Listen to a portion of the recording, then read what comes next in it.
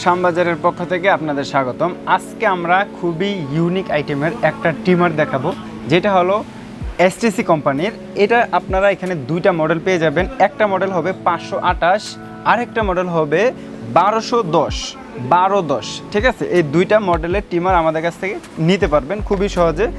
যারা আমাদের কাছ থেকে ট্রিমারটা ক্রয় করতে চান, আমাদের ভিডিওর স্ক্রিনে নাম্বার দেওয়া থাকবে, মেসেজ অপশন থাকবে, সরাসরি মেসেজে কথাবার্তা বলেও নিতে পারবেন এবং কি সরাসরি ফোন দিয়েও প্রোডাক্টটা নিতে পারবেন।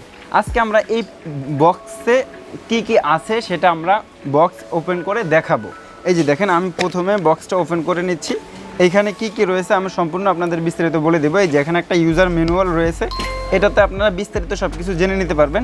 এখানে পাবেন খুবই ইউনিক একটা ট্রিমার।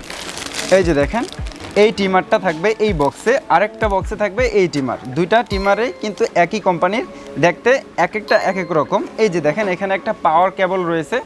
এই পাওয়ার কেবলটার মাধ্যমে আপনারা এটাকে চার্জ করে চালাতে পারবেন। এটা কিন্তু রিচার্জেবল ট্রিমার।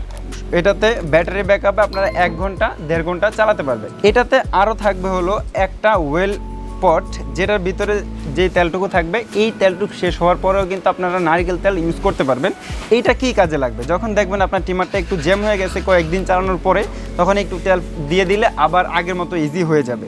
আর এখানে থাকবে কিন্তু 4টা ক্লিপ থাকবে বিভিন্ন সাইজের। আপনারা চুল দাড়ি বিভিন্ন সাইজ করে কাটতে পারবেন সেলুনের মতো করে, একদম সেলুনে যেভাবে কাটে সেমভাবে কাটতে পারবেন।